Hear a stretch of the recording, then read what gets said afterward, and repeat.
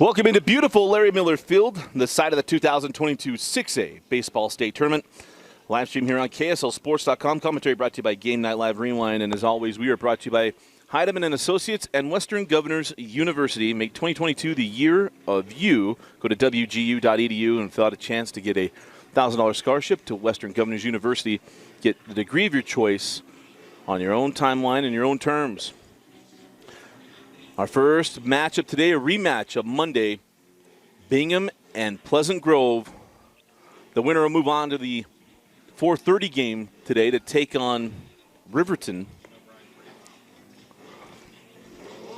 As the Silver Wolves undefeated. And if we got 4 games set up today, so we'll take bottom bracket first, and then we go to the top bracket this afternoon and this evening. Starting on the mound today for the Bingham Miners, it's going to be Diaz. It'll be Israel Diaz, young man from Colombia, been in America for about 18 months. Talking with Coach Sada before the game, fastball, changeup, slider. And he will start first with Tua Wolfgram, the right fielder.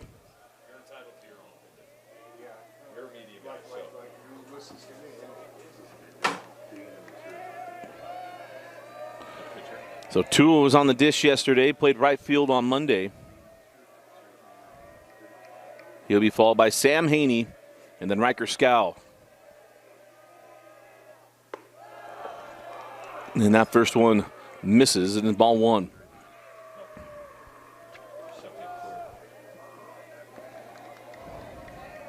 Long day yesterday for you, Brian. And the 1-0 off the plate as well. So quickly, 2 balls and no strikes. Oh, was? Congratulations. How many years? 19 school kids, Dad. How many 2 teachers? How many years you've been married? Congratulations. And the 2-0. That ball hit well by Wolfgram in the left field. And that's going to get all the way to the wall. It'll be a leadoff double for Tua Wolfgram. Today, different than yesterday. You don't have to worry about who's going to show up today and which team will go first, because the season's on the line and they got a chance to go after it and get to the semifinal. So we know both of them are ready to go. Wolfgram getting things started for the Vikings. And that'll bring up the left fielder, Sam Haney.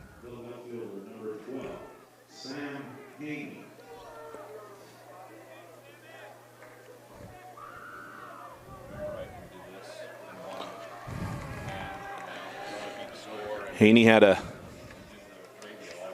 was one of the bats that came to play on Monday.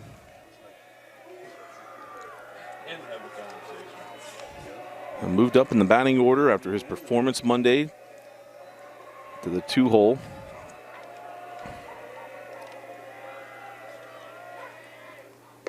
And that pitch wide the plate.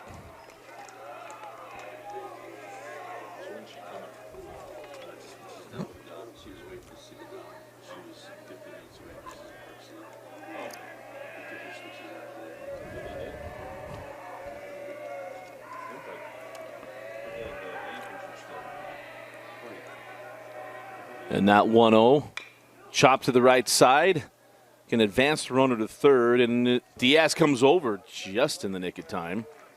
And it'll be 1 away with the runner on third.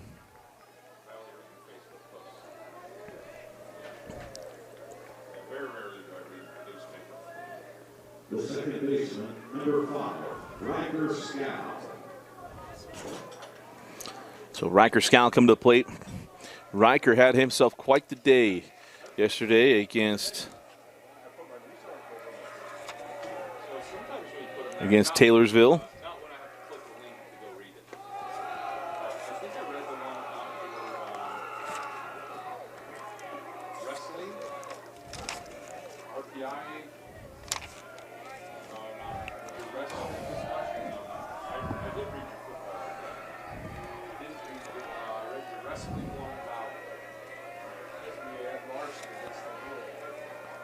And now the 1-0. And that one up and in. So again, Diaz falling behind 2-0. Riker Scal yesterday had 2 doubles, a triple, scored twice, and drove in a run. He was our Heidemann Associates Player of the Game. Their win over Taylorsville yesterday. And that 2-0 is up and in, and count goes to 3 balls and no strikes.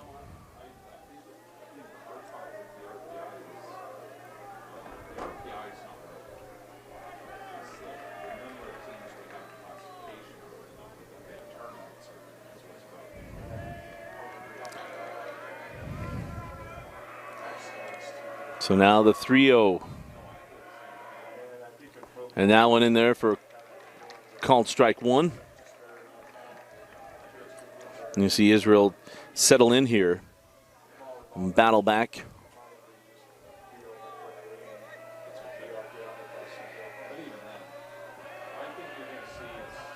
So 3 balls and 1 strike. And that ball hit well by Scow in the left center field. It's going to get down, and that'll be an RBI single. And the leadoff double leads to a first inning run, and PG strikes first, and they lead 1-0. The designated hitter, number 17, Caden Davis.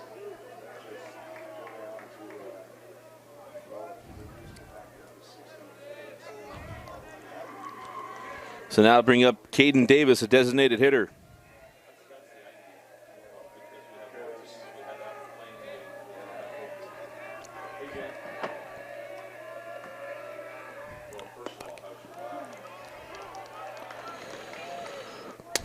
I want to apologize for our late start here. Dusty Lister with you here at Larry Miller Field. 1-0 the lead for Pleasant Grove. Tua Wolfgram had a leadoff double, then just driven in by Riker Scow. And it's 1-0 Pleasant Grove. We apologize that came in late. You will be able to, in the rewatch, be able to go see the top part of the inning to see that double and then the single. I certainly want to apologize. That was on me.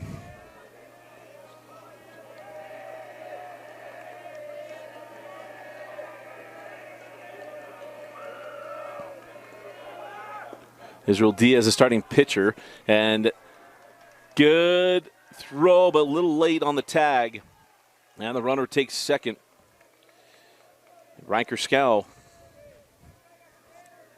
So, I guess I'll pitch my brothers, okay? If we're gonna, like, have a break on this way.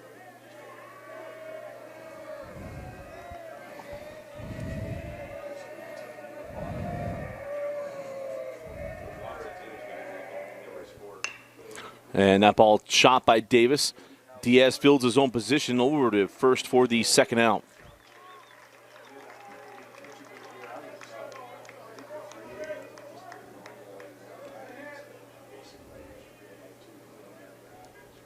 The catcher, number 20, Tate Lewis.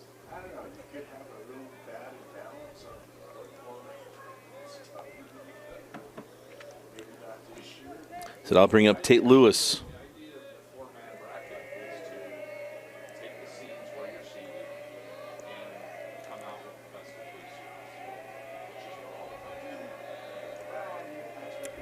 So runner at second base and 2 outs for Tate Lewis. And Lewis lifts that one up to the right side. Maxton Peck is there, and that'll be the 3rd out of the inning. But the leadoff double by Tua Wolfgram leads to the first run on the RBI single from Riker Scal. We go to the bottom of the first inning, and it's Pleasant Grove 1, Bingham 0. First time up for Bingham. You're watching the 2022 6A state tournament.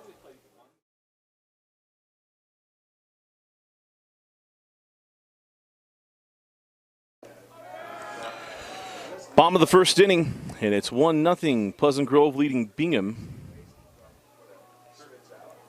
And a leadoff man for for Bingham is Gage Sunloff.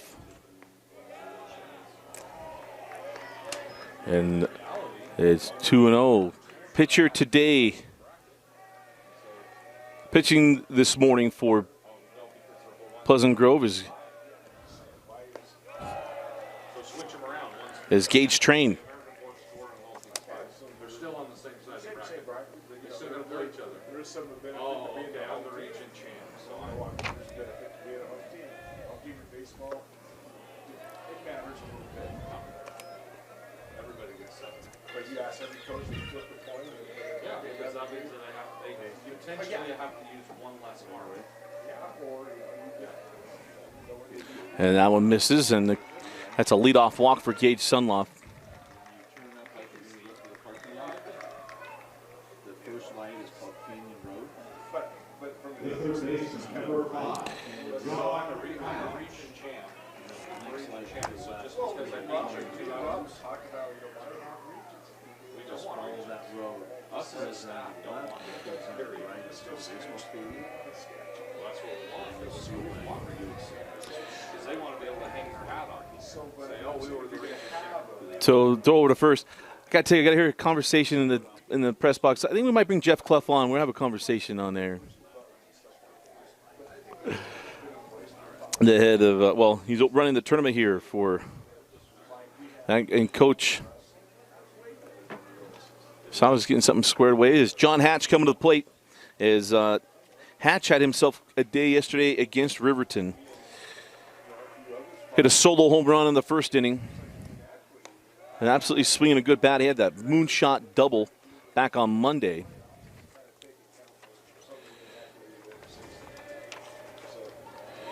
As Hatch had the home run, a single, reached on a walk, hits this one out of play down the right field line.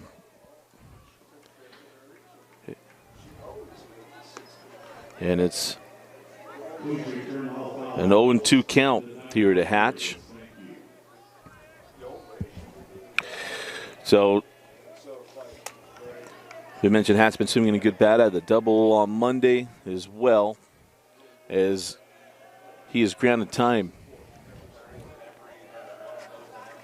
I think the system of expanding the playoffs out a little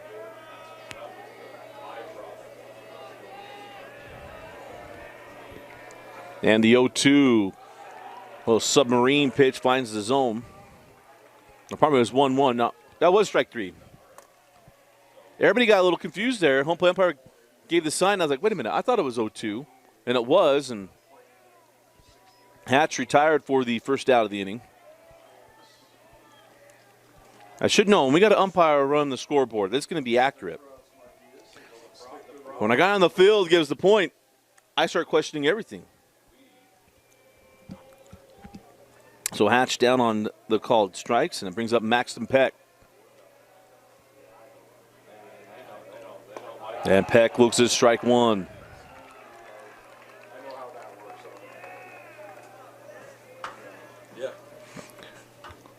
But just to give us a little bit of kindling for a fire and a conversation we'll have later with Jeff Clough, we can't get rid of regions. But we'll get into that later. We can share our opinions on that.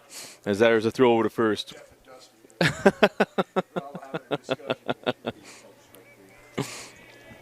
But Jeff's starting a great tournament. And I got to say, the setup, the 14 pot, this is the best baseball tournament that we've had. Better than the double eliminations and all the changing and moving around.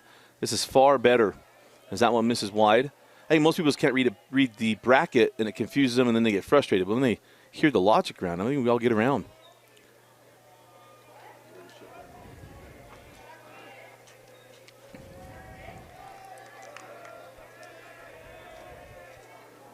As Peck hits this one on the left side. Nice job making the play at short. The throw gets away, and Peck will advance to second on the throwing error.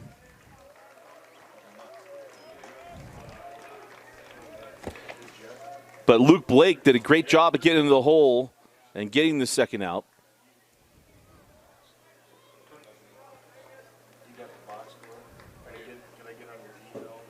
So it'll be 2 outs, and Peck reaching on the fielder's choice. He'll be standing at second base.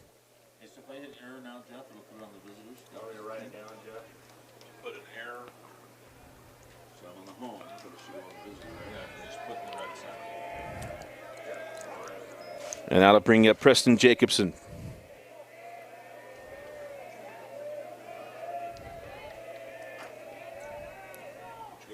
we go E4 in the book to put Peck at second as Jacobson looks at ball one.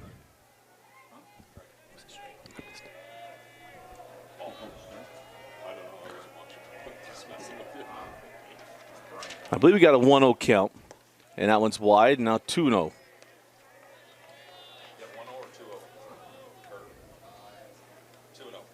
Oh, 1-1. I was fixing my book, and we all were looking down, apparently, on that pitch. So 1-1. Hey, the third day of the state tournament, it's kind of like the third day of 2 days in football. Wednesday was always the toughest day. You get through Wednesday, and it's all downhill from there.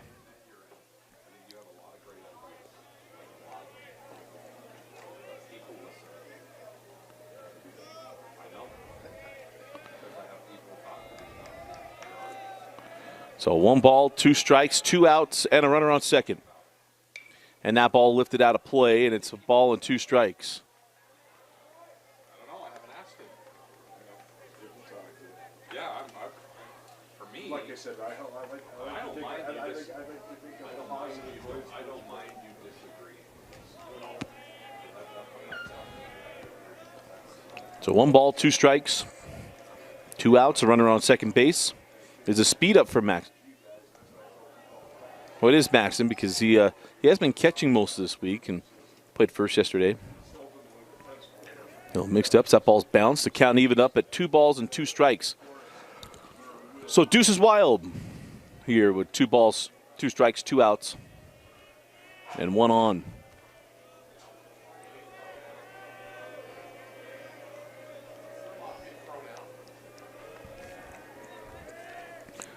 And there's the bender, swung through strike 3.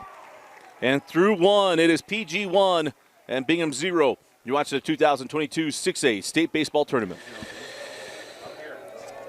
So leading off the top of the second inning is Luke Blake, the shortstop, as he looks at strike 1.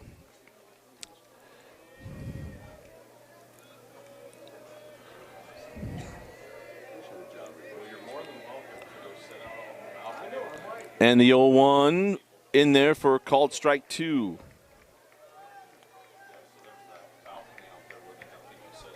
Is this Alpine graduation day?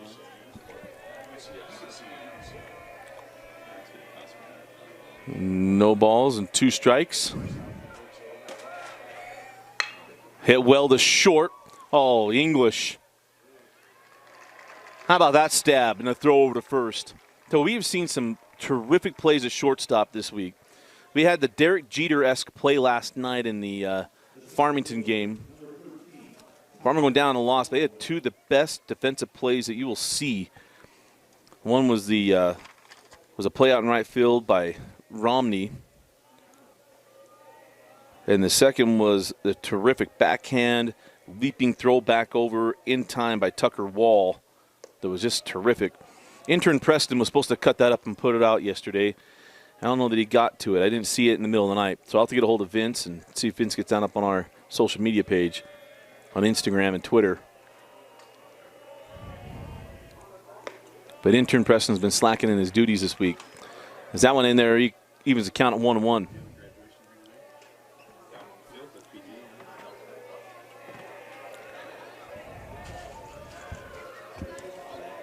So Ty Caldwell, the center fielder, the plate, chops this one to the left side. That one handled cleanly by Hatch on his way to first, and it's 2 up and 2 down. Diaz struggled with his control to start in the first inning. We're talking about giving up the run. And it brings up Hayden Zamboni. But as you'll hear me talking about all the time, you got to pitch to contact. Oh, these power pitchers, guys want to get a bunch of Ks, but pitch to contact, let your defense work behind you. In the later innings, it really pays off because they're just involved in the game. And Zamboni lifts this one in the right field, and that'll do it. 3 up and 3 down for the Vikings in the second. We go to the bottom of the second inning. PG leading 1-0. You're watching the 2022 6A State Tournament. Bottom of the second inning. And we're leading off with the catcher, Boston Jacobs.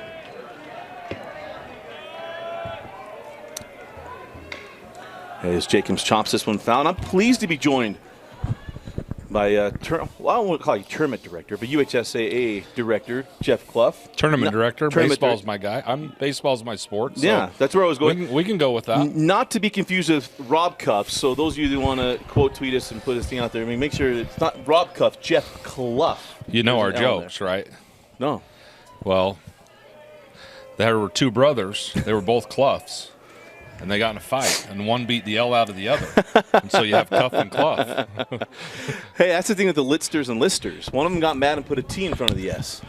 And said, fine, I'll put a T in front of the S. That's why me and Zeus, the former wrestler, Right. Alden Lister, we could be related. That's but true. no one knows, yeah. Do your genealogy. No, I have an aunt that does it all. My dad does all ours. Jacobs down on strikes and retired for the first out of the inning. But first, let's talk about the new format. I think it's terrific. I really enjoyed it. The best of three, the changes and different things. But a lot of changes going on at the Activity Association. I don't want to waste all. We'll talk baseball. You're an umpire. You know baseball, kind of. But this tournament has ran a lot better. What's the feedback from the baseball coaches on it? Overwhelmingly positive. Few tweaks that we're going to have to make from year to year. Having to make Taylorsville play the last game of the day and then come back for the first game the next on Tuesday. We got to tweak that. But for the most part, year two into this, they're really positive about it. The first year it was released was the COVID year. Right. But I think as a general rule, most of the coaches feel like this is baseball. It gives them an opportunity to lose 4 games throughout the whole thing and still win a state championship, and that's positive. Well, I think, too, is if you lose early, remember the old setup? I mean, I grew up in Carbon. We had some teams that could have. They won one state championship in the years I was there. Could have multiples. Go down to St. George, you go lose one game, and our team was really promising because that one hit back to the pitcher. Nice job at fielding his position. Yes, he's on the bag. Yeah, Maddox Peck retired for the second out of the inning. But when you lose that game, it's over, and there's no real opportunity, or you had to come play a multitude of games, and then you got to win. You got to go take both games to go win the state championship. Now, granted, most will say, well, the best of 3 got to do the same thing. He's like, yeah, it's a little different feeling, though, when it's 0-0. Yeah, I think so, too. You haven't had to win 7 games in 3 days to come through the bracket and get yourself a state championship if you lose in those pods, even in the first round. We've seen it happen a couple times, but it definitely doesn't have the same feel. And with 2 brackets, I know one of the points that a lot of our coaches are making is should we cross over the bracket and have between loser drop down between the two? And the other one switch sides. I'm a purist, and so I think the overall concept is we keep it the way it is. And we stay on the one side to, the seed determines where you're at. Right. Well, the seed has to mean something. Correct. Right. The seed needs to mean something. The crossover part I get because I want variety. You don't have to go back through that team again because they've seen your pitching. That's just coaches wanting to coach. Correct. Well, not coach. Correct. Let's put that up. Well, and I would say that especially if you get a tough draw with difficult teams. Who wants to beat AF twice? Correct. That's the point. But the point of it is we've gone through the bracket with the regional, the super regional. Yeah. We get into bracket play, and it's a similar concept that it's a best of 3 series. Right. And so even though you've got 4 teams in it, you have the opportunity to have best of 3 series. That lined out the first. We'll keep it here, though. That way we're not talking through any action. Dusty Lister and Jeff Clough of the Activity Association here. And there's a bunch of changes, and I think overwhelmingly really good. And I know lots of people want to bang on RPI. And I think one of my favorite things is stances. I remember when Rob Cuff, funny enough, I started doing swimming, and all of a sudden that's when Rob and I would talk for 30, 40 minutes. Right.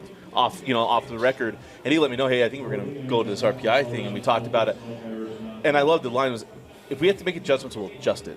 I think it's my favorite part about it. Yeah. Because then everyone's like, well, what about the 4 out of each? I'm like, no, because it just changed. And when you had to alternate it, it was different. But RPI, have you seen it? Let's start with team sports more than anything else. The feedback, but not only that, some of the changes or tweaks we can see in the future. Well, I mean, I think we've evaluated in each of the years. We started with a 40-40-20 percentage. This year we're at a 45-45-10. You saw the classification adjustment go from 6 different classification adjustments to now we only have 2. Yeah. That was another factor. We just saw that when you do the raw data, you evaluate the raw data that it's not really changing a whole lot, and so we just went with a more simplified version of the rating system. It's really about wins. Right. If you win and you play opponents who are as strong as you or strong, and you play in a strong region, you're going to be fine. It's the very reason why. And we were talking with somebody here in the press box, Brian Priest. This is why we had to make sure we had the conversation. Yeah. I was dying. I was not probably calling my best first inning because I would have opinions on it. Because you wanted to jump in. I wanted and be in. part I of was it, like, right? wait. But I think the issue is you have a Lone Peak and an American Fork, and who won region and what seed are they, and that controversy is never going to go away. I got great ideas on that, by the way. Do you? Absolutely, because I think the region part's great, and I think there should be points awarded for winning your region, because then it would actually change that. Because then region does matter, and it's not, hey, I want to hang my hat on it. It's, hey, you won. If you win your region, you take the top 4 out of a region, right? Number 1, the champion, best record of the region play, gets a full percentage point bump. Second gets 0.75. Third gets 0.5. Fourth gets 0.25. Because then it does move around, and I don't know, you normally will get a second seed jumping a first seed if they get a full percentage point for winning their region, which I think helps scheduling. Because get rid of regions, we have some regions that really struggle to fill out their schedule, and it might change some stuff. Yeah, so I think the argument there would be is if you're giving a point to all the region champions, everybody's moving up a point, so their number's still the same. But not within that region. You wouldn't have the two. No, you wouldn't within the region. But if you're a region, I think the problem you have with giving points to everybody is then you have a Kearns or a let's just use Kearns in football, right? Because that's a common discussion that we have all the time. Right. Kearns is a great football program. They've historically been in the 5, 6, 7 seed, right? Right. But where does Kearns finish in our playoffs? I would have loved without the COVID year. There was a called strike 3. They had the year where that was a really good team. They probably had their best team. And there was a, hey, here we go, their best team since Jeremy Castro. Yep.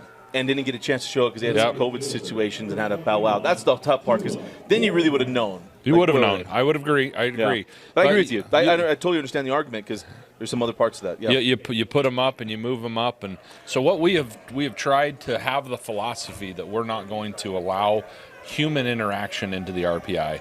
The only thing that we're going to do is let the computer decide where we're at and let it shake out. Let's find a formula. Let's move on with that, and that's kind of where we've been.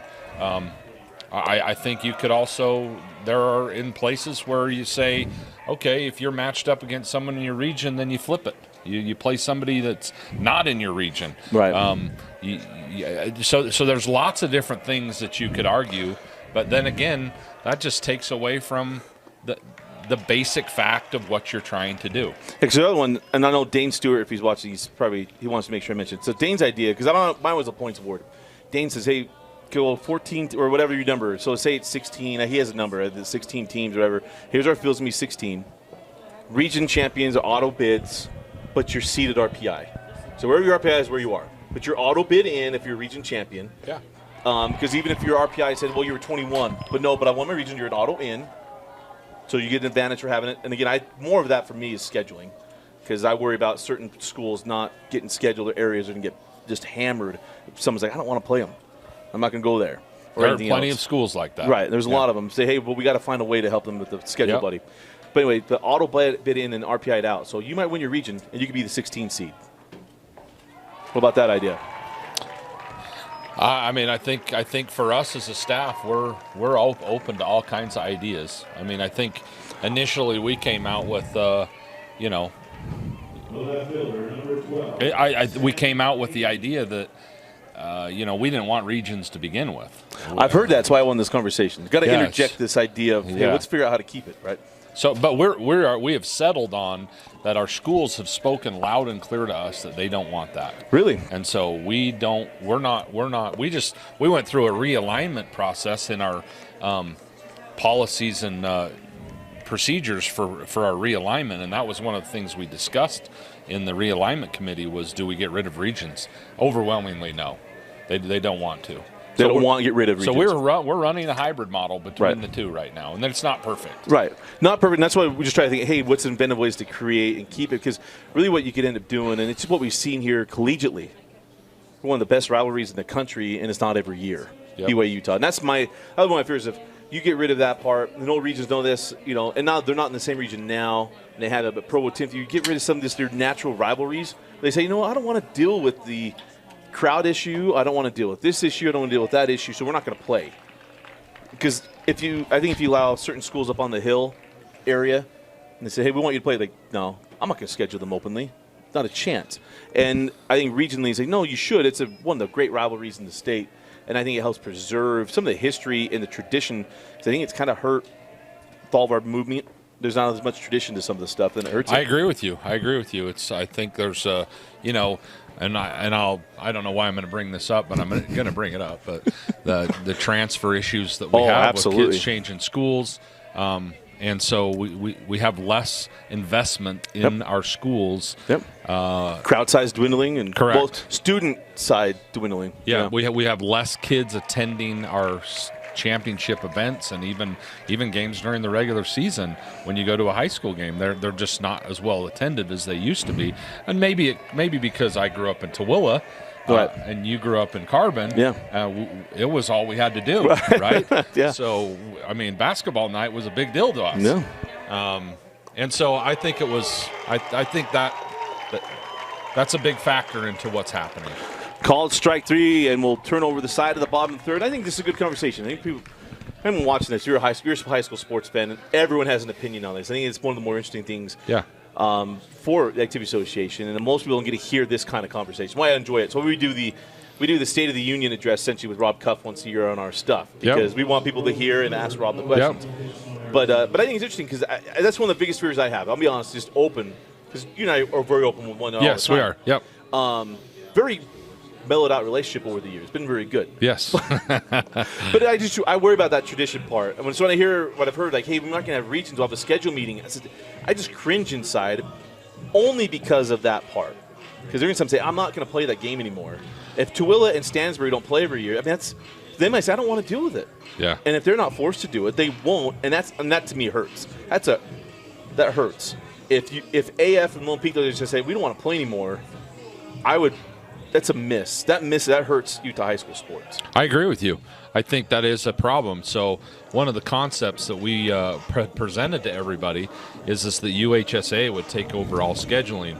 That's what they do in the state of Arizona. Okay. So Arizona does all the scheduling. Well, if you for do that, then I teams. want to be on the schedule committee. Yep. So we would need a couple more staff members. You think about that? We would do a release like the NFL. Yeah. We're going to release schedule release throw day. it out, and then everybody would complain why they weren't on prime time. Now or you may have just you saw the light flicker. I did. Yes, I did. We'll start the bottom of the third inning with Dallin Martinez. He's going to bunt back to the pitcher. Rule number one on bunting: your hands got to be on top of the ball. They drop, and I will tell you, I umpire a lot of baseball, and people cannot bunt. This is a lost art. It's the one thing I could do really well. I still could probably get down there and get a bunt down. Me too. I promise it. We should go try it. I used to play. We had when I coached at Helper. We played once a year. We bring back alumni from Helper American Legion to play against our current team, and all my guys knew. If they played back, I'm dropping it. Yes, well, it wasn't me bailing out. I was like, no, I think I can do it. I think from a baseball perspective, he peeked down where the third baseman was playing. Yep. He's 10 steps behind the bag, and if he lays it down that direction, it's probably a base hit. I'm an Angels fan, and Tyler Ward tries that almost every night. He did make it work last night in the win against the stinking Rangers. But back to our point on some of this. So let me ask you the next thing on the RPI. Out-of-state points. What's the way to help with that? Because I think as their ball hits sharply to the right side and Matt Ingles will be retired on the unassisted out at first, I think it's great that our teams are playing out of state and it's raising the profile of Utah high school sports. So you have like American Fort. I kept saying forever, they're not a true 12 seed. Their overall record might tell you in basketball that they were a 12 seed, or even the baseball team this year is 7, right? But the basketball team goes and plays. Duncanville was number 1 team in the country. They played Montverde, who was number 1 team in the nation. They played, I think, Kimball, Texas, somewhere else at a different tournament. Either way, but how do you got Corner Kansas go play at Bishop Gorman. I think it's good that our teams are playing these schools to show them what they can do. But almost, how do you help it reflect in the RPI where it's not, I want to say a hindrance, but it doesn't help? But it's not. I mean, it's not hurting them that much. It used to, but we've made an adjustment that it doesn't carry. It's half the value. It's not even half the value. It's like the adjustment is like 1.5 instead of a 2. So it has a small effect on it, but it doesn't have. So win or lose is 1.5. Right. So if you win, you times that win percentage by the classification adjustment of 1.5, and that's what that win is worth. And so it does have an effect. But it doesn't have near the effect. Really where it has more of effect than anything is on the opponent's win percentage, because because those teams don't participate in the same max preps win-loss percentage information, so that doesn't have the same effect on it. It's a 500 average in the opponent's win percentage. And that's what I was just curious, yeah, because one reason I ask it as an issue, one, because I want to be educated on it, and the next one is just like, hey, how does it work? Because just trying to help understand it. Because that's one thing. You have certain schools or certain programs that say, I want to win the RPI. And if we want to win the RPI, I'm going to lock down my state because I want the 1 seed, I want home field. And there's quite a theory to winning that. And you know, if I'm a 6A school, I want to go play the best 5A school or 4A school and beat them, and then all year I'm going to benefit, and you hope that the team that you scheduled is going to be good. But, well, what if the team that you scheduled isn't very good, and then it ends up hurting you all year because you beat them. Because you're carrying them. Because now you're carrying them. So, yeah, I mean, in theory, that's that. And we want to encourage, not that we want to say, not that our philosophy is to discourage schools from going out of state, because we're not discouraging that at all. But we definitely want the body of work to be placed on, and that's what the Max Preps RPI does. Different than the UHSAA RPI, okay. The power ranking is it takes on what's happening in previous years and everything else, and the power ranking of the school, where we don't have that in our RPI. It's just the body of work of the students who are on the team and who are participating this year. And I like that too. Previous years, bupkis. Because you have plenty of coaches tell you, well, I don't care what we did last year. What did we do this year? Yep. And they don't need that part of it. But I appreciate the conversation because, one, I think when anybody's watching this, I wanted to learn about why is the state tournament the way it was. Yep. I think most people have a hard time reading the bracket. Yeah. Because I know when I first looked, I'm like, wait, they're going to go here. And I was like, wait, what? And then I had to just remember, it's 2 separate brackets. It is, and the concept behind it is just the regional play, best of 3 series. We reseed after every round, and the way why do we reseed? The answer is we want the best team playing the worst team. Right. So whoever advances, we want the best team playing the worst team. They earned the highest RPI. They should be playing the lowest RPI. So which is not your typical standard bracket. So are we going to see that put into other sports as well? I don't think so. Because the NFL does it. Yeah. Right? The NFL does the reseeding. They do. Yeah. You don't know your total bracket. By the way, we'll put that little plug in there for this year's state tournament. That was Scout put out there on a 3-1 put out. Nice job of getting over and covering his position. But seeing that redone, I don't think that's a bad thing. Basketball tournament's different, right? We pot it and you go and we're all used to it. Sure. But football is a different deal. Yeah, it is. And we have some ideas that we're going to try to work on. You know, we have the introduction of 8-man football or 8-person football this year. I mean, that's a new. If someone hasn't watched the Texas 8-man championship game, that is a blast. It's electric. It's as close to 7-on-7 as you get. It is. I mean, in Texas, they still play it at Texas Stadium. Well, now AT&T Field at Dallas Cowboy Stadium. But I travel quite a bit for work, and that ball caught in left field. And I'm sitting in a restaurant, and they re-aired it. This was in January. They re-aired all of them. So I sat and watched them. I had nowhere else to go. I had no point. I watched all the 8-man championship games. It was a blast. They shortened the field. They had the lower 80 goalposts. yards. When does that go? When does that start? So this fall. We'll have 8-man football or 8-person football, yep. So, Club, Jeff, we appreciate your time. Yeah, I know you good probably to got calls talk to you. with that. We got lots of games left. If you want me to come back, I'm a talker. Oh, so. let's do it. Okay. We can talk some baseball, too. So I want to thank Jeff Clough for jumping on with us here. Is that pitch wide of the plate to Caden Davis. Or pardon me, this is now Tate Lewis. As Caden Davis flew out to left. And I'm sure PG fans, they call the game, but we know you can see it as well. Want to make sure where we have access that we can share that as well. As that ball chopped to the left side. Hatch up with it, and got him. So PG retired in order, and we go to the top of the 5th inning, or probably bottom of the 4th inning. 1-0 PG. You're watching 2022 6A state championship.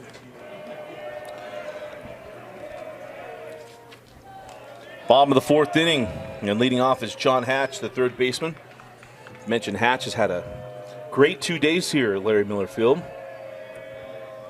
Home run, a double last night, it doubled on Monday. The submarine pitch chopped at the plate. The count even at a ball and a strike.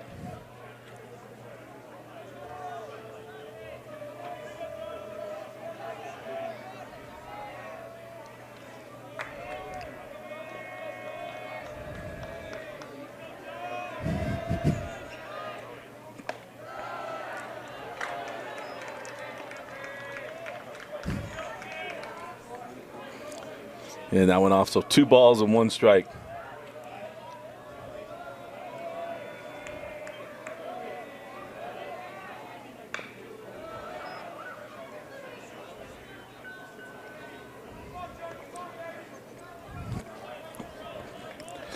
So on chop foul, 2 balls and 2 strikes. So if you got thoughts on what you heard on conversation with Jeff Clough, love to hear from you. Also, hit us up. Hit me up at Dusty Litster on Twitter, or you can also hit us up at GNL Rewind as well on Twitter and Instagram. And if you got questions and ideas, thoughts, I got the guys. We have the guys here, so we'd love to hear from you. Of course, Dana and I will do our yearly sit down with Rob Cuff that we normally do at the end of all the championships. We sit down with Rob and go through what's happening at the Activity Association. If you got things and questions you want answered there as well, or ideas we can throw out, we're happy to do it. And John Hatch's hot bat continues with the single.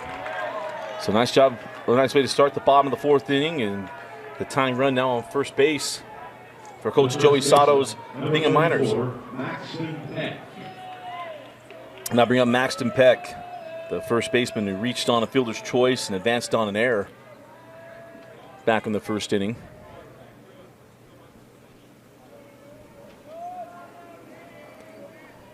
But it's amazing, in a lot of the sports, spring sports, complete gap in coverage, and remember who guys are with 2020 and COVID. But our benefit that we had was that, in the state of Utah anyway, is that we had the Last Chance Baseball tournament that some parents put together and ran. It wasn't a terrific week of baseball, but it's amazing for me to remember that Maxton was a sophomore then, and seeing him play. Sadly enough, I think I covered his dad, and it was just a lot of fun. But now to think he's all grown up and senior year here for Maxton Peck. Same we talked about with Sam Beck yesterday, and the waves of that pitch, strike 2.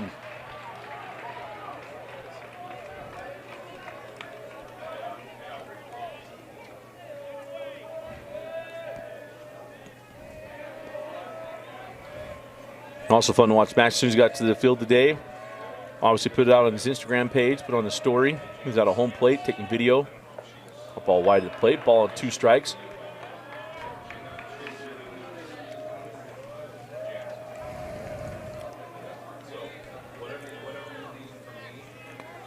So 1 ball, 2 strikes, a runner on first base.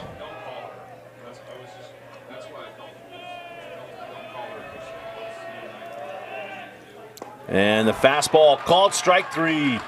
Caught the inner half of the plate, and there's 1 away. And of course, that Last Chance tournament, PG and Bingham both part of that, along with American Fork, who won it, and even put it up in the on their state championships. And also learned that Timpanogos did the same thing. Coach Kim Nelson. And his T-Wolves won 2 games that day to beat Salem Hills. And that submarine ball finds the zone here on Jacobson.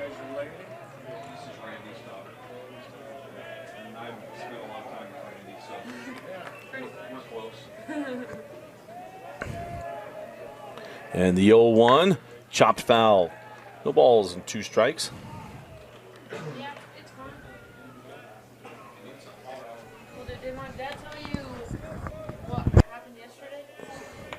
Didn't he tell you? So we got in the car and we're like, Dad, and I'm like, oh my goodness. He's like, what? And I was like, I never got someone to open my chips. And he's like, what are you talking about? And strike 3. 2 away. And another K for Gage Train. And he's like, you see, you just didn't eat your chips? I'm like, no, I didn't open them. He's like, oh my goodness, I'm calling Deb right now. That is 4 Ks thus far for Gage. Okay, thank you.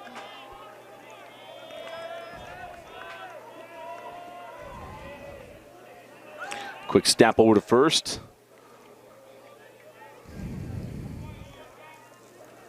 Again, the winner of this game will play at 4:30 against Riverton. The team that loses is done for the year. That pitch misses inside, and it's a ball and no strikes. To Boston Jacobson, the catcher, went down on strikes. It is only plate appearance back in the second.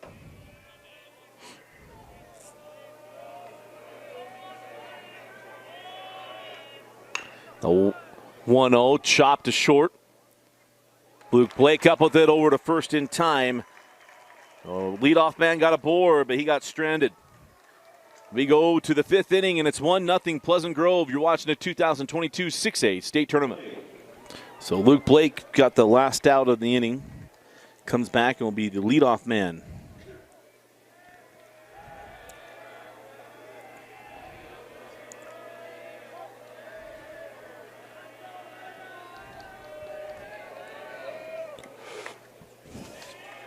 And that pitch in there from Diaz for strike 1. Luke grounded out to short. And there's only plate appearance in the second inning. Looks at the 0-1. Hits that one sharply to left center field. And a leadoff man aboard for Coach Darren Henry.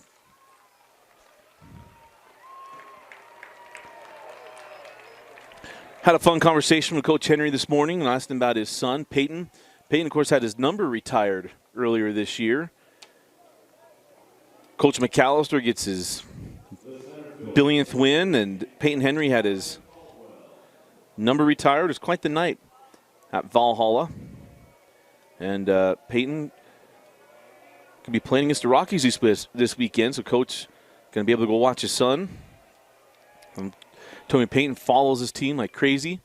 And so Peyton, hopefully he's watching the stream today. Hope he's watching and enjoying it. One of my favorite things I've been able to do is a good friend of mine, Zach Kicken, played his good friends at Peyton, and I got to play Turkey Bowl with him. And one of the funniest guys I've ever played Turkey Bowl with, an absolute blast. Dude is hilarious. But a runner on first base and no outs.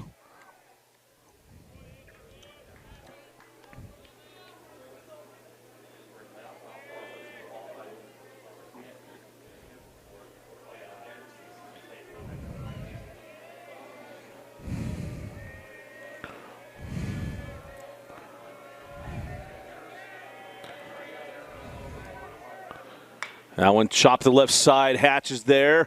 Oh, the throw a little tall, so not going to be able to turn it. So Caldwell will reach on the fielder's choice. And Blake put away with the 5-4 putout. The first baseman, number 25, Hayden Zamboni. And that brings up Hayden Zamboni.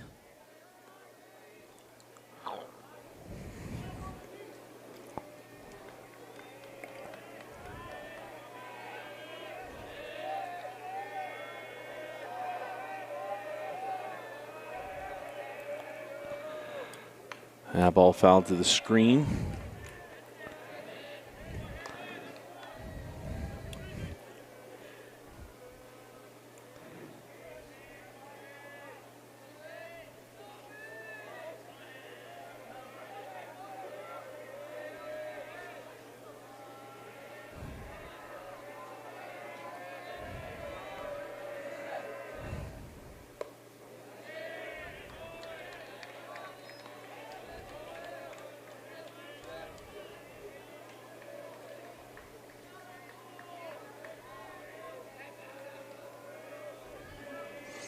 So ball and, or pardon me, 2 strikes here to Zamboni.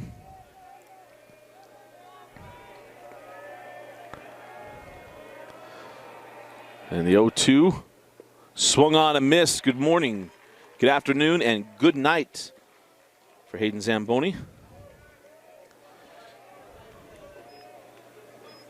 The third baseman, number 6, Cooper Thompson. And that is strikeout number 4 for Diaz. And that'll bring up Cooper Thompson.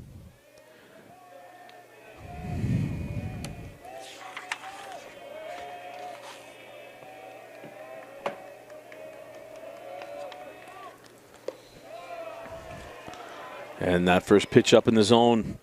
Thompson went down looking in his only appearance.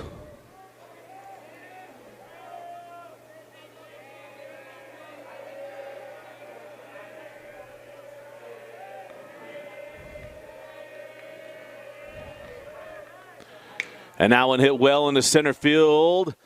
And I think he trapped. Did he catch it? They say yes. Couldn't get a clear read on it. Coach Henry not arguing, so we'll go with it. Terrific job in center field by Luke Leatherwood. Flashing the leather. We go to the bottom of the 5th inning. Bingham looking the tire, take the lead. You're watching the 2022 6A State Baseball Tournament.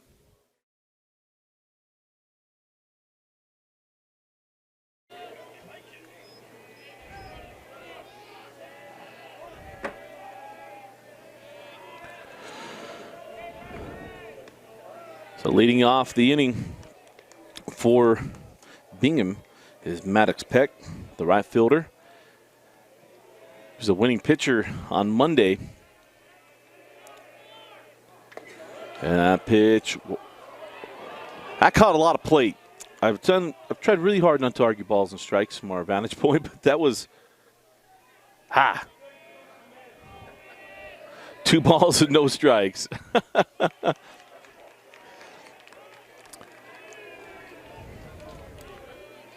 So 3 balls and no strikes to Maddox Peck.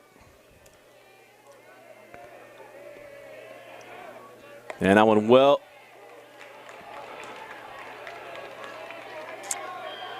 In basketball, we call that a makeup call. That's the block charge. You finally got the one.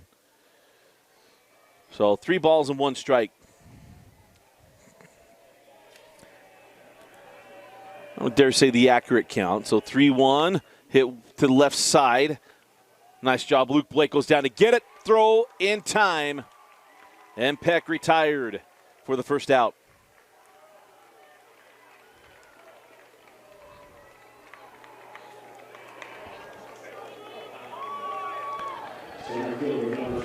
Great play there by Luke Blake. And I'll bring up the center fielder, Luke Leatherwood, who just had that terrific catch in center field.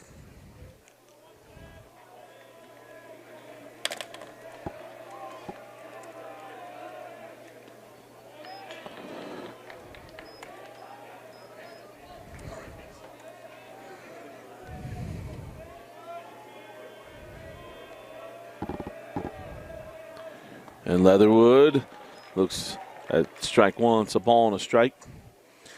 And in fact, I've messed up this week and I didn't mention this, but always remiss to say, and it'd be a mistake if I didn't, to not think about as Leatherwood's. Oh, nice play. Tate Lewis able to take away that bunting attempt there from Leatherwood. And that's his second out of the inning. Great play there. Talk about pop time and everything else there by Lewis. Able to get after that one, looking like a young Alex Wolf out there. But anytime you see Bingham baseball, I think of Coach Rasmussen. Always miss seeing him out there. Passed away a few years ago, one of my favorites. Had a summer where he came to our Turn 'em Out and Helper and got to spend a week just getting to know him better. One of the good ones, and was a long-time assistant coach with Coach Sato. Won a state championship as a girls basketball coach at Bingham as well, and one of my absolute favorites of all the years, getting to know a lot of coaches. But I always miss seeing him out there. Well, Coach Sato. So 1-1, swung on, and it's a 1-2 count.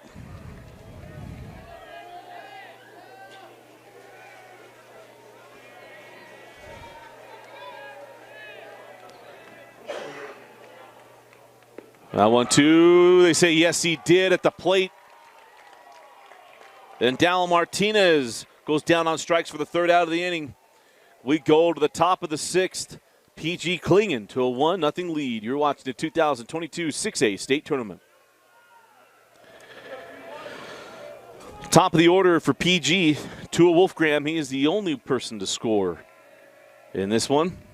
A leadoff double and scored later as Israel Diaz since then has been dialed in.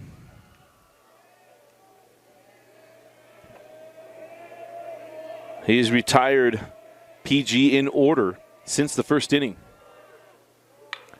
Wolfgram sends to the right side. Ball by Martinez. Got it over in time. Nice job by Dallin Martinez. He just hung with that one.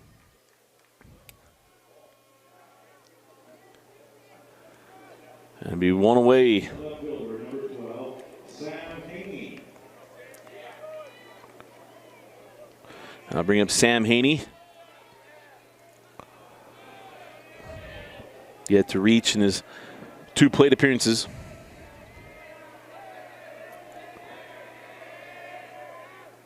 And that ball hit well to right. Going back. And it's gone.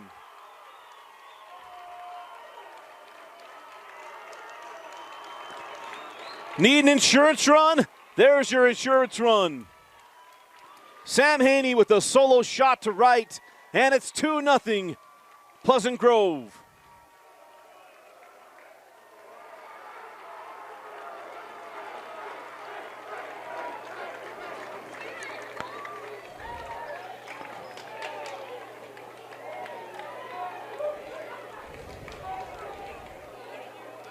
We had Coach Haney on last night, the coach at Salem Hills, and we talked about how to pitch Caden Carpenter at that point. He said, hey, I told him off-speed stuff, get him on his front foot, and we talked about don't miss up. Because right after that, we saw Josh Rojas. Ball got left up, and Rojas hit that one 415 feet to left center field. And there, it's like, hey, you throw a fastball up, you're supplying power, and if you're the hitter, if he makes a mistake, you got to make that mistake hurt. And you saw that was a no-doubter from Haney. That ball went about halfway up that pine tree in right field.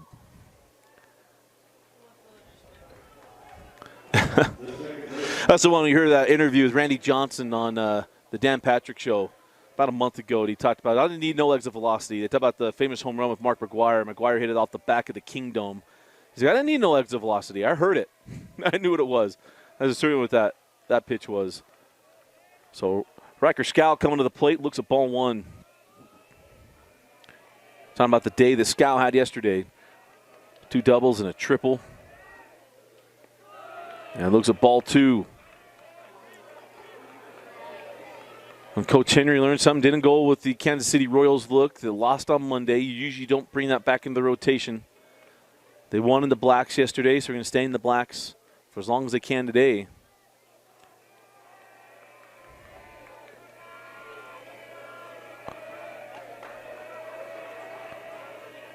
And the 2-0.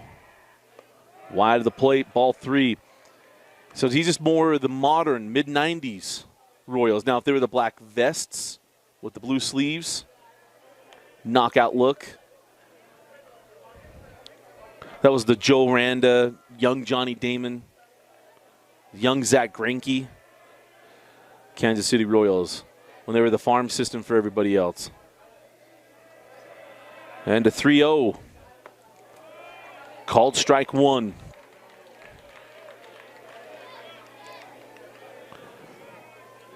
So 3-1 still putting in a box here for Riker Scow. Caden Davis on deck. The 3-1 from Diaz misses up and in. They got a man aboard. We'll see how long the leash is here from Coach Sato. As his hitters have not been able to decode Gage Train today. And that brings up the designated hitter, Davis.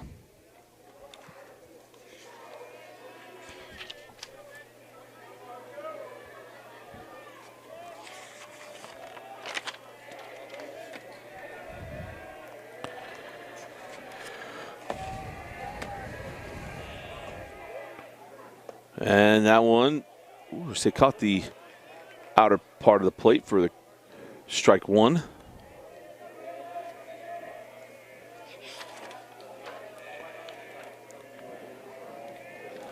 Davis walked and scored a run yesterday against Taylorsville. But a quiet tournament from the dish in the 3 games we've seen from Caden. You know he's hitting this spot for a reason. Designated hitter. And for Diaz, he's worked down so he can get the ground ball. Oh, he took a square in the back. So runners on first and second. And 1 out for the Miners as Diaz has got to pull himself back together here.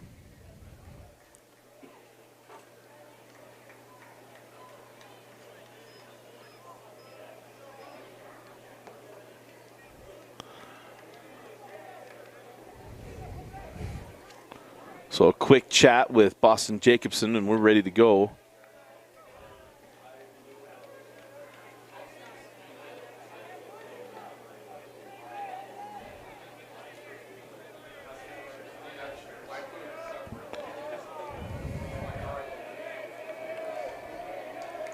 So that brings up Tate Lewis.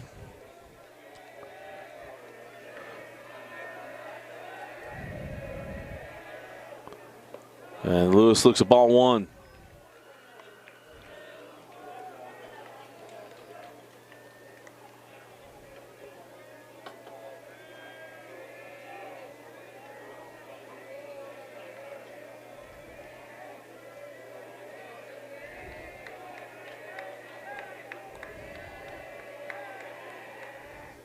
And that one misses up and in. And now Coach Sato going to come out and have a conversation in 2-0 count. And with this conversation, we'll give you a chance to learn more about our friends at Western Governors University.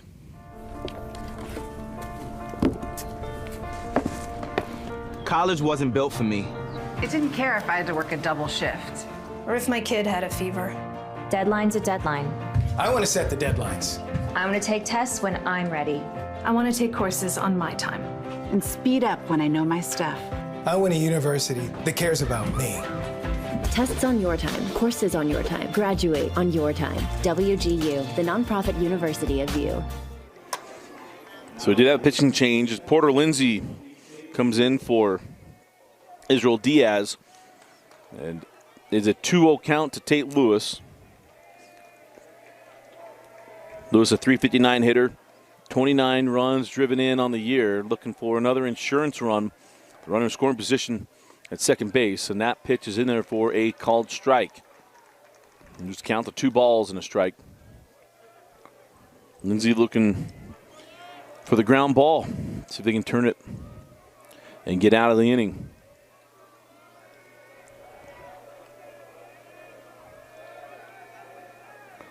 Two-one. That one fouled down the right field line, and it's 2 balls and 2 strikes.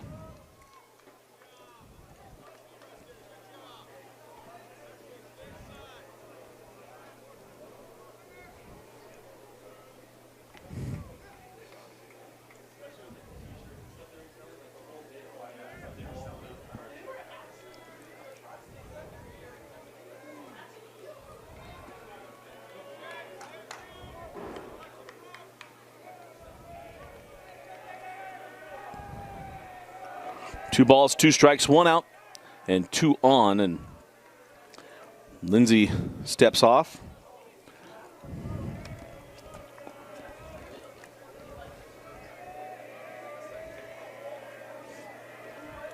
The 2-2 hit well by Lewis in the left field. And it's too high, and there's the catch in left. Sunloff with the catch, and now Scow takes third on the fly ball from Lewis. If you know the movie, hit me up. If you don't, I feel sorry for you. But it wasn't a home run. And I'll bring up Luke Blake.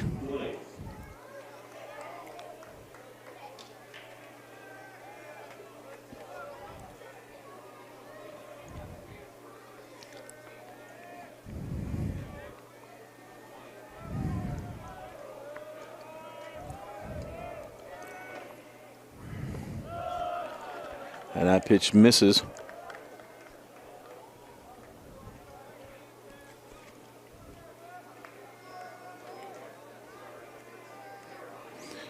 So runners on the corners.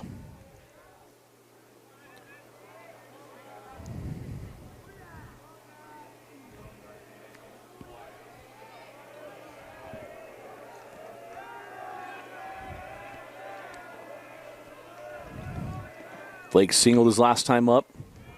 This one into right field. And he retired for the third out of the inning. So Lindsay comes on and gets the 2 outs. Bingham's bats have got to come alive. They trailed 2-0. As we go to the bottom of the 6th, you're watching the 2022 6A baseball tournament.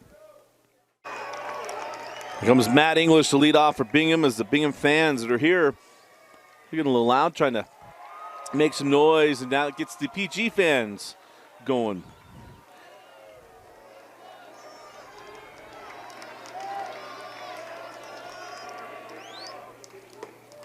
As that one misses.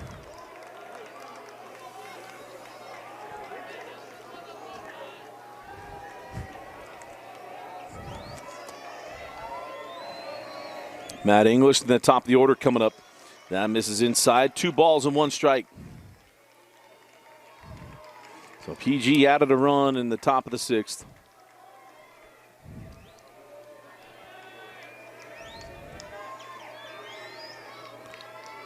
And now the 2-1 from Train. And the count goes even at 2-2.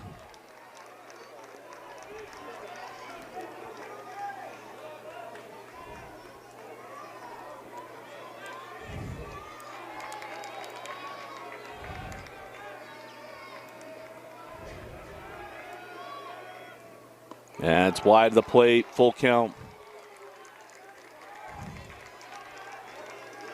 So 3 balls and 2 strikes to Matt English. Only 1 plate appearance.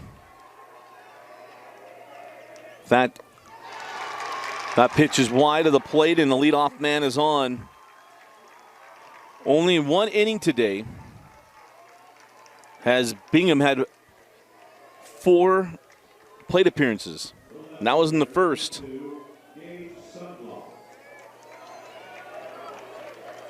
Pardon me, first, 4th, and now the 6th. I apologize. As Gage Sunloff takes ball 1.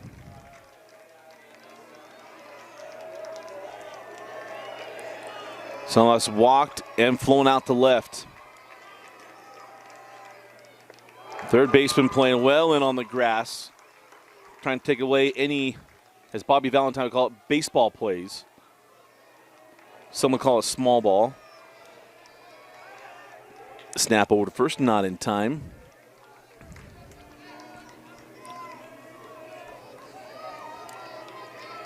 Two one. We might be. That ball hit to the left side. That's through. There's a tough part of that third baseman coming up on the grass like that, but I totally understand it. Now there's runners on first and second and no outs. The tying run on first and the go-ahead run now coming to the plate in the form of John Hatch. And I said this yesterday, with the way the Hatch has been swinging the bat here at Larry Miller Field, I don't know if there's anybody else that Bingham would want at the plate than number 5.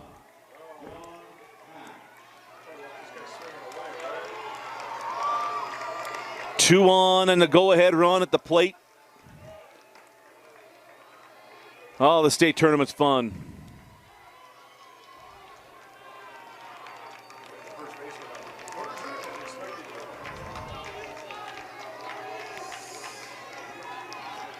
So corners up, middle's back. Here we go. Train gets the inner part of the plate for strike 1. Hatch went down looking in the first. Singled in the 4th. Singles here, it's going to drive in a run. The 0-1. A little half-hearted swing, and it's 0-2. Got crossed up there.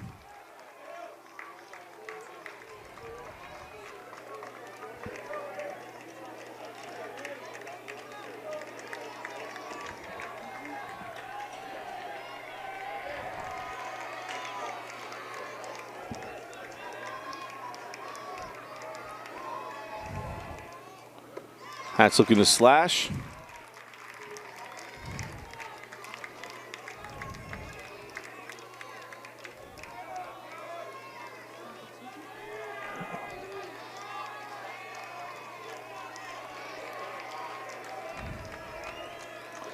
We're going to go with the board 2-2.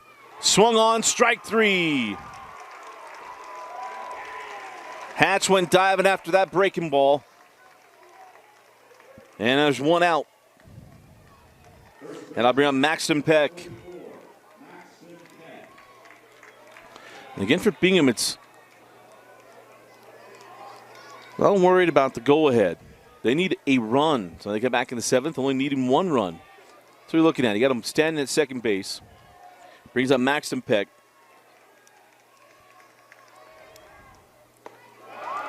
That's strike 1. Peck reached on a fielder's choice back in the first inning. Went down on strikes in his second at bat in the 4th.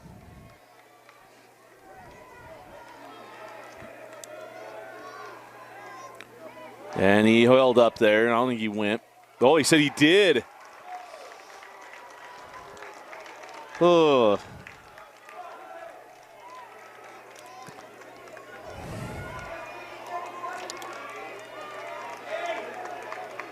So no balls on 2 strikes to Maxton Peck.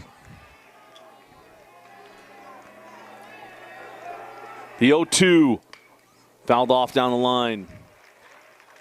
So the check swing comes back there for strike 2.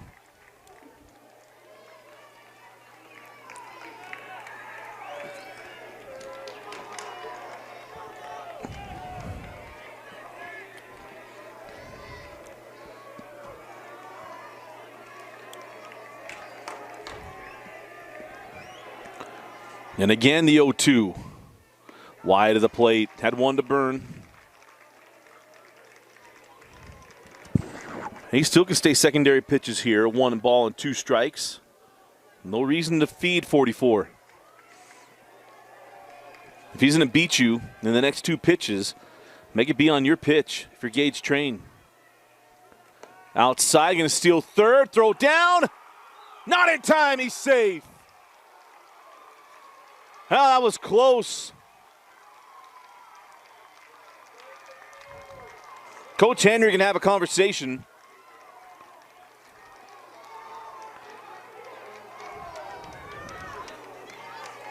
As close as it can get.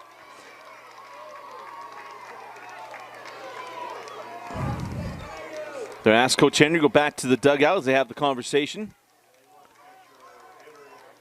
Who wants batter interference?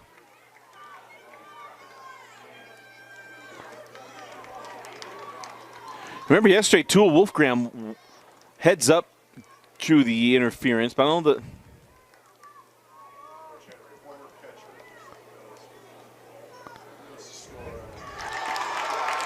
And they're going to keep it. Coach Henry not happy. So runners on second and third. The tying run now in scoring position. The count is 2 balls and 2 strikes to Maxton Peck.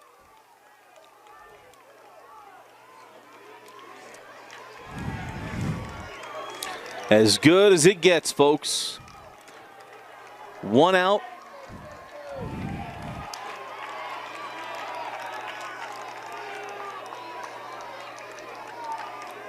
And the 2-2 misses wide. The count goes full. So you mentioned he goes secondary pitches for those 2 to see if you get him to chase. Got a base open at first. And Preston Jacobson on deck.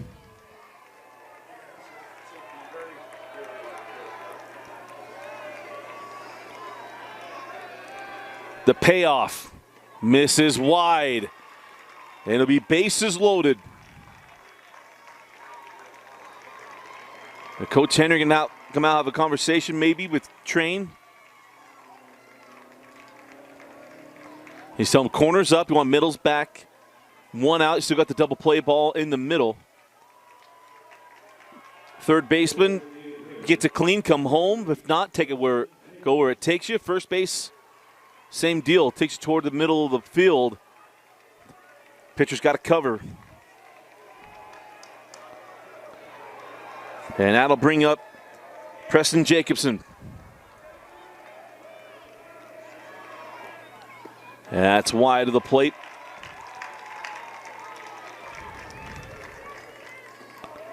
Jacobson's 0 for 2 today on Train.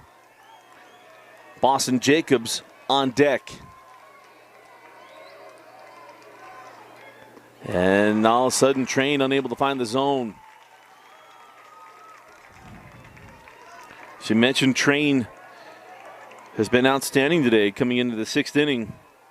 First faced 4 in the first, 3 in the second, 3 in the third, 4 in the fourth, 3 in the fifth, and here we are on his 4th batter of the 6th, and there's strike 1.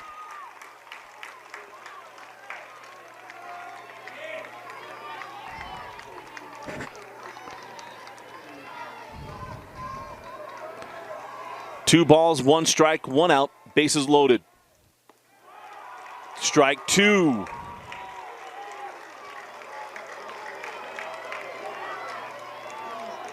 Mark Gubicek says all the time, hey, not look.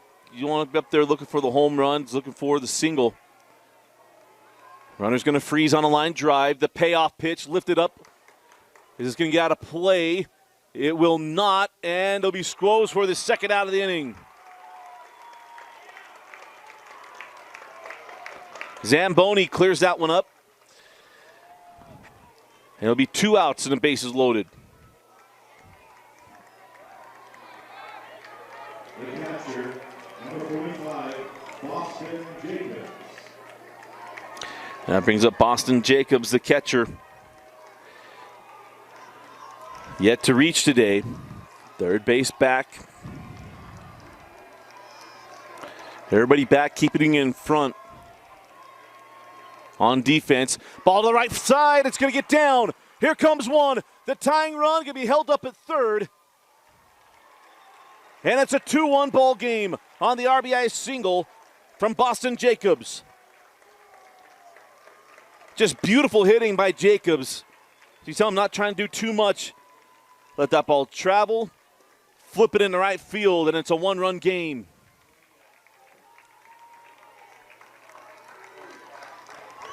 Kind of shocked that Sinloff was unable to score on that.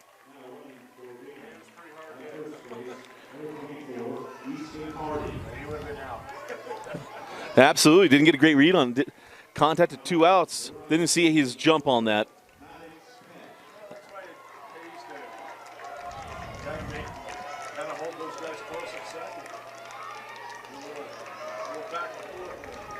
So now Maddox Peck comes to the plate with the go-ahead run 90 feet away. Peck yet to reach today.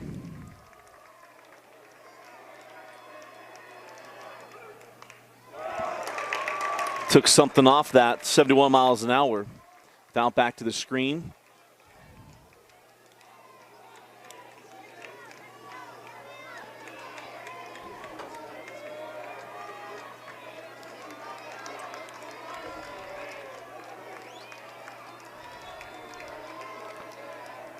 The 0-1 misses up, count even at a ball and a strike.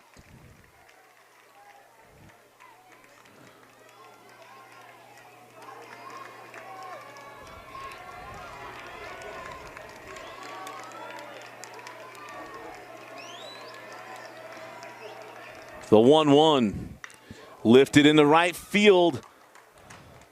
And ranging back for the out is Tua Wolfgram. And it could have been worse for PG. Bases loaded, 1 out. They do surrender a run, but Pleasant Grove leads 2-1 as we go to the final inning. Winner moves on, loser is done for the year. You're watching the 2022 6A State Baseball Tournament on KSLSports.com.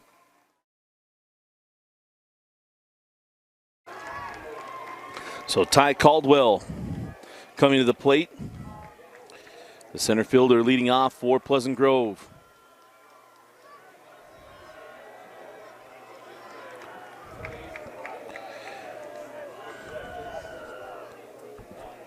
Caldwell grounded out the third and reached on a fielder's choice. And flips this one to left field. Only there's going to be a play on that one. So falls to the turf. The long strike.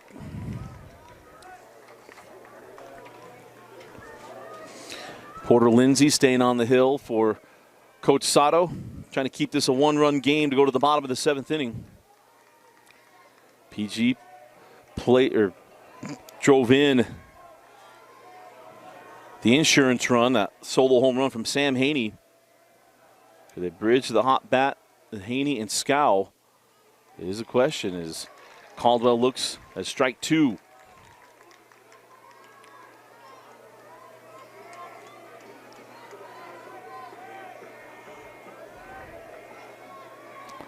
And the 0-2. Took something off it, and that one's going to get through. Caldwell rounds first, heading into second, and it's a leadoff double.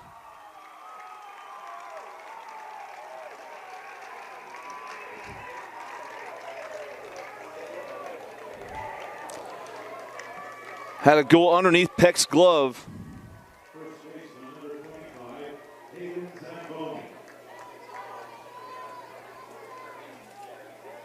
And that brings up Hayden Zamboni.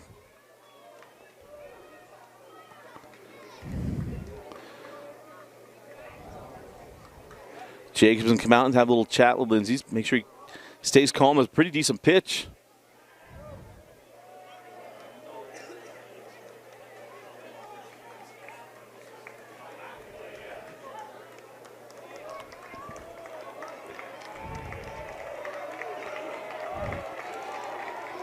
Zamboni yet to reach today.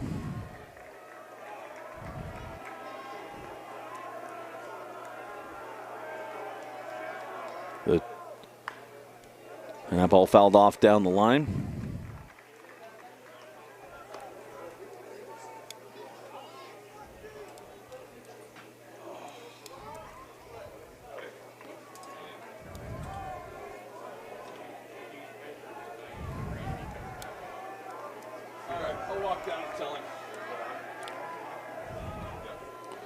Shows bunt. Here comes the crash.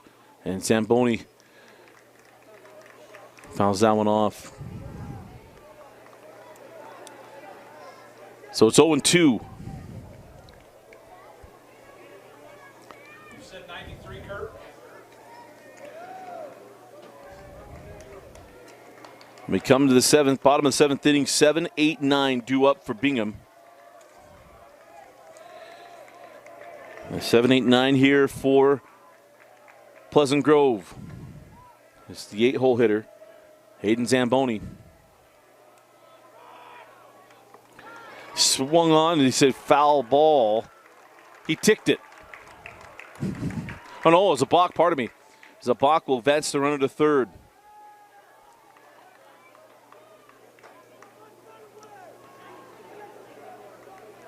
So infield up, try to cut down the run at home.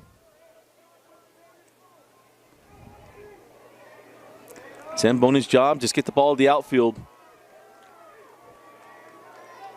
Does PG need that extra run? The 0-2 from Lindsay, chopped foul.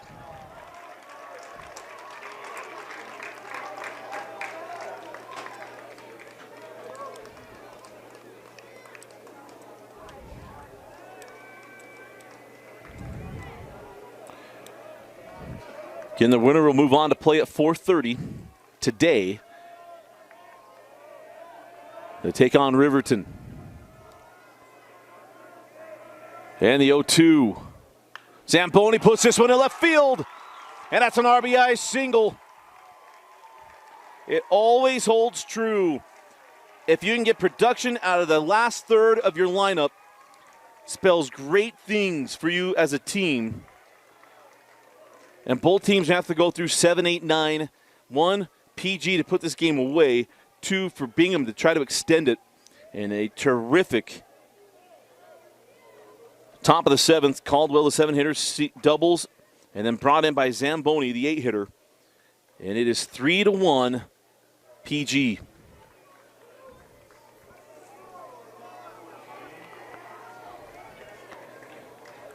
We'll have a pinch runner. Didn't catch the number there.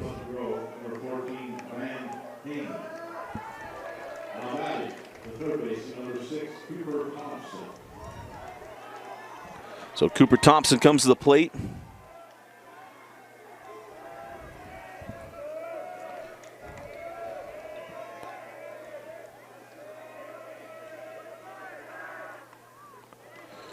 And we'll look back over.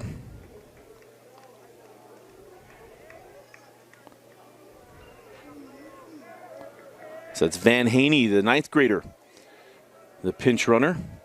Oh, he's got a family member watching the stream. That ball is a little early on that one, down the left field line.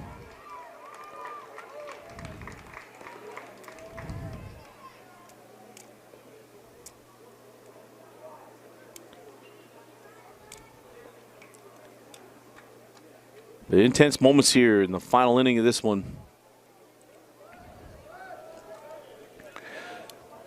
Coming up at, well, the next game, scheduled for 1:30.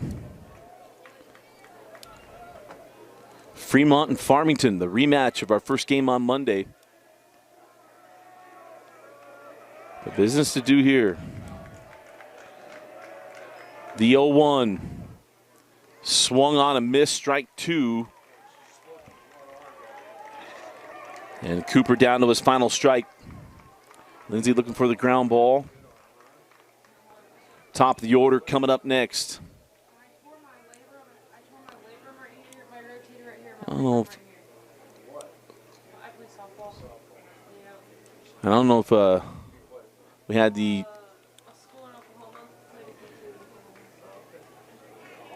Peck came into the dish here. I might have misspoke earlier on that ground ball from Caldwell. Didn't see the change there. So no balls and 2 strikes to the 9-hole hitter, Cooper Thompson. And that ball fouled off, and we'll stay here at 0-2.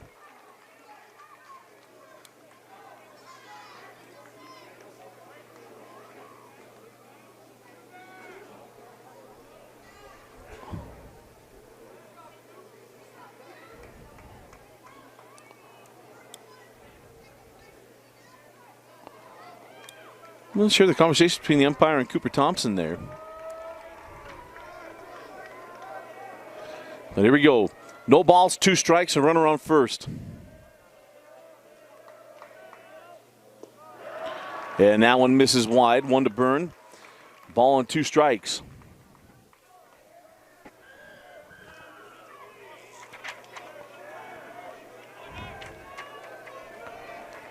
The last 2 innings, PG been able to pick up an extra run. Love to get another if they can, obviously, because that one snapped over. Haney hit the solo home run last inning to make it a 2-1 game. Pleasant Grove had bases loaded, Bingham had bases loaded and 1 out, was able to drive across 1 run. And if you're just tuning in, we had a leadoff double from Caldwell, and he was driven in by Zamboni as Cooper Thompson goes down on strikes for the first out. And to the top of the order we go. Tua Wolfgram coming to the plate.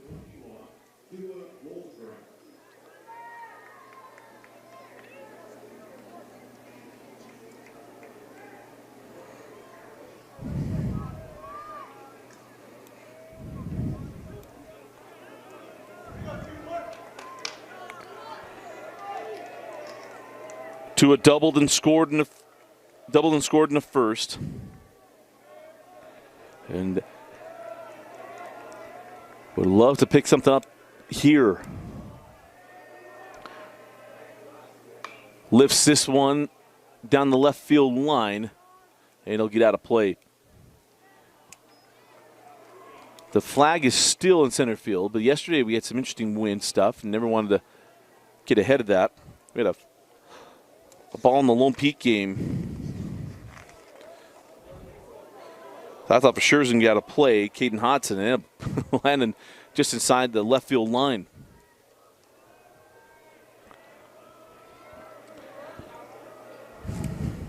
And the 0-1 misses wide. He evens the count of the ball and a strike.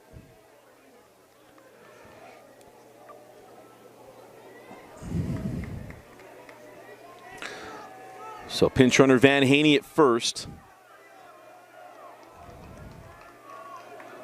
As Wolfgram going to put this one in the left field. Haney be held up at second base. And there's now 2 on for the Vikings.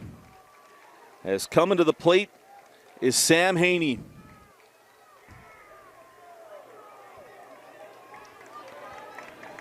Hit this solo shot in the 6th.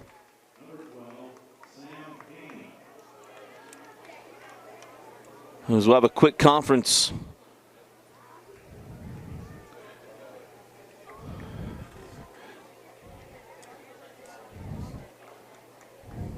And now Coach Sato will come have a conversation as well. So they have that conversation. We'll take a quick break. You're watching the 2022 6A state tournament. So welcome back in. Pitching change for Bingham is going to be Austin Wheeler. So he comes in to face the left-handed hitting Sam Haney, go lefty on lefty. The movie character Billy Bean says he didn't care about lefty on lefty. But Coach Sato does. Mentioned Haney hit the solo shot last inning. He swung a good bat here at Larry Miller Field. He'll have a chance to extend the lead for the Vikings. Now take something off that from Wheeler in there for a called strike 1. Gets 64 miles an hour.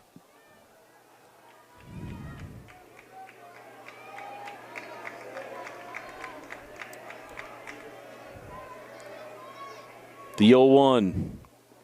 That one misses down, evens the count of the ball and a strike. It was an up in the zone fastball that Haney hammered into the trees in right field. He'd have to supply a little bit more of the power on this one. That one bounced, or that one's in there for a called strike. So 1 ball and 2 strikes to Haney. Double play ball still in order for the Bingham defense. And for base runner, he's going to freeze on a line drive to see the ball through. Going to get doubled off to end the threat and the inning. As that one's well off the plate. Evens the count at 2-2. Riker Scow on deck. And he too swinging a good bat. He has an RBI single in this game.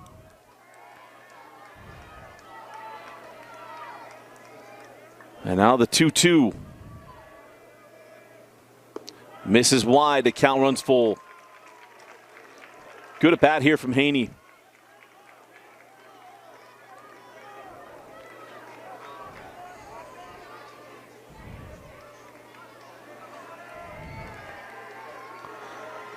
Three balls, 2 strikes, 1 out, and 2 on. The payoff. Misses down and going to walk the bases loaded.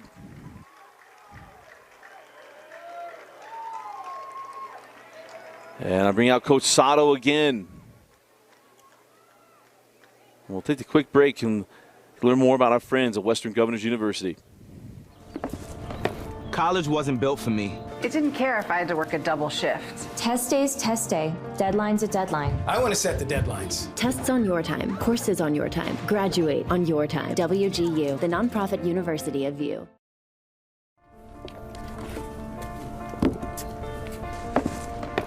College wasn't built for me. It didn't care if I had to work a double shift. Or if my kid had a fever. Deadline's a deadline. I want to set the deadlines. I want to take tests when I'm ready. I want to take courses on my time. And speed up when I know my stuff. I want a university that cares about me. Tests on your time. Courses on your time. Graduate on your time. WGU, the nonprofit university of VU. Again, if you got any law needs, any questions, you get a living will and trust set up, maybe you need to get your business in order, or some other things you're curious about when you get done, go to our friends at Hyndman Associates, Utah.law. Find a law office nearest you. If you can't get into one of the offices, I know Justin will do a phone call or video call with you. But we have a pitching change again for the Bingham Miners.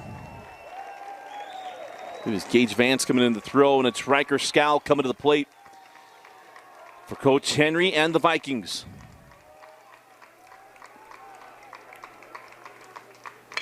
Off speed, up the middle, 6, 4, 3, got him in time.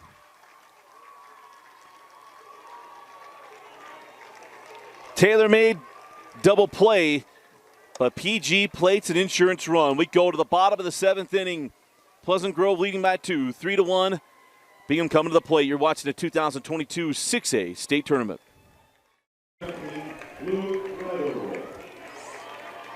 Bottom of the 7th inning. It'll be 7, 8, 9 coming to the plate for the Miners. Luke Leatherwood, the center fielder, will lead things off. Train remains on the mound, and they get strike 1.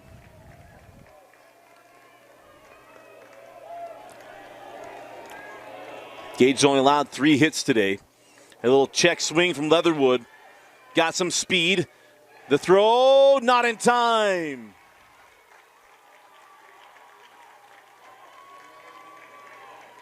That was close. Riker Scott was playing deep on the right side. Little Willie Mays Hayes action there. And had a chance to get there. And Leatherwood had enough speed to get there. Make it a tight play, and he gets the benefit of the call. So leadoff man aboard. And the tying run come to the plate.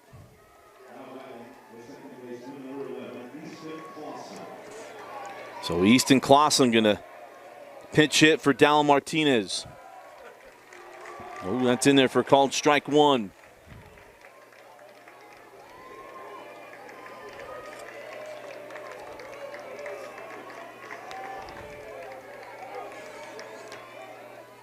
And that one misses down. It was on the plate, but it was down.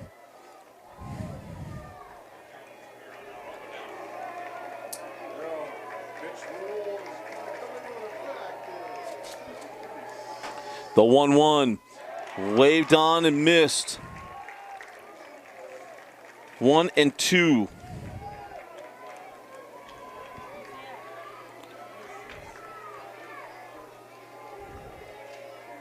Leatherwood away from first, pretty close. Need a good secondary lead. And yes, he did at the plate.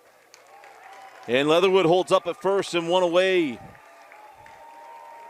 Train getting close to the pitch limit. They're going to throw 110 pitches in a day. And this will be pitch 100. As Matt Ingles comes to the plate. Top of the order coming up next.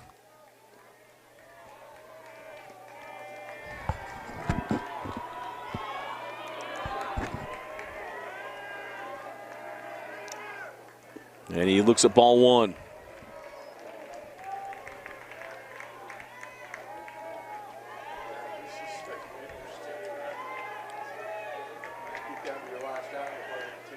And that one inside, gets all the way back to the backstop, can advance the runner to second.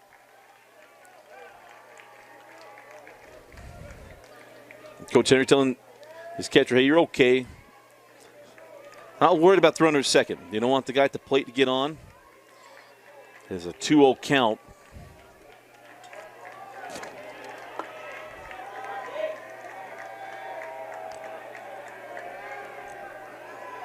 The 2-0. Now 2-1.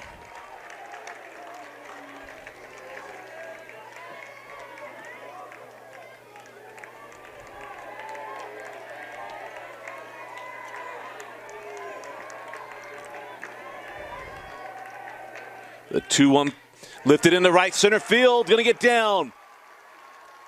Leatherwood coming around third. And it's a 1-run ball game.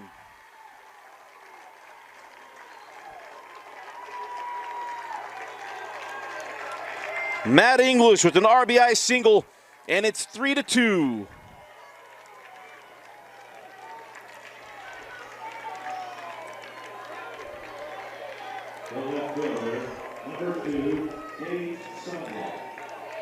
We talked about it before so many times, 7, 8, 9, what are they going to do? Just like in the top of the 7th inning, the Last three come through big. Leatherwood with the leadoff single. And then the 9-hitter English drives him in. Sunloff looks at strike one. Game time run on first. This ball lifted in the infield. Luke Blake goes back and squeezes it for the second out. So Bingham down to their final out.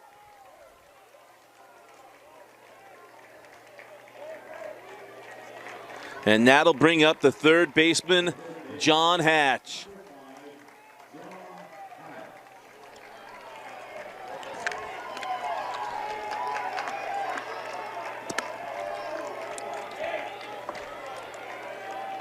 Hatchman swinging a good bat. He is 1 for 3.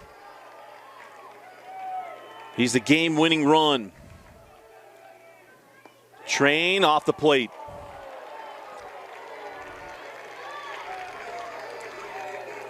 Gage Train looking for the complete game. He will be able to finish Hatch even if he gets beyond the 110. He gets complete the at-bat. The 1-0 misses inside. Ooh! Strike one.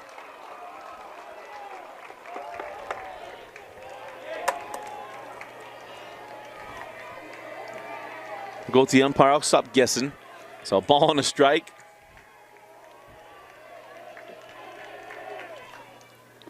He held up. 2-1. Remember, there's no definition on a check swing. He definitely held up.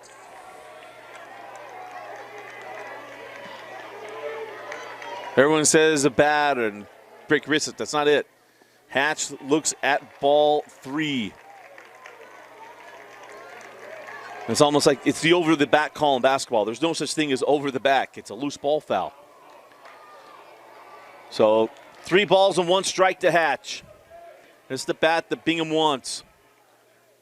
Lifts this one to right field. Ranging over. Wolfgram squeezes it, and PG is going to move on to play at 4:30. They hold on 3-2, and they knock out the Bingham Miners.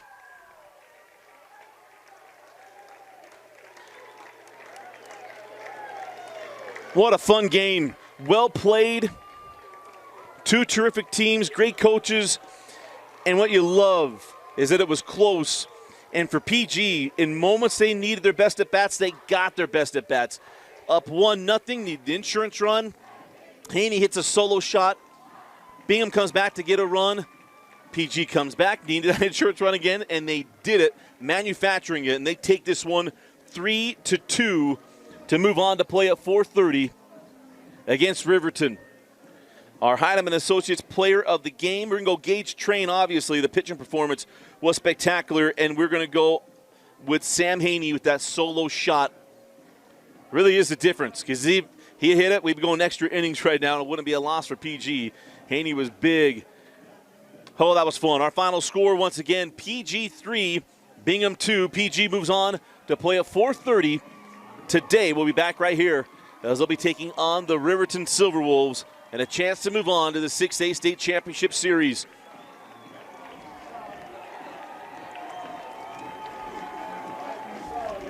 What a fun morning. Again, we'll be back here in 30 minutes, so about 1:45 is when the next game will be starting. And we'll have it for you right here on KSLSports.com, your home for online championships. Again, our final score, Pleasant Grove 3 and Bingham 2. For Addison Kerr, I'm Dusty Lister. Thanks for joining us for watching Game Night Live Rewind's coverage of the 2022 6A State Championship Baseball Tournament.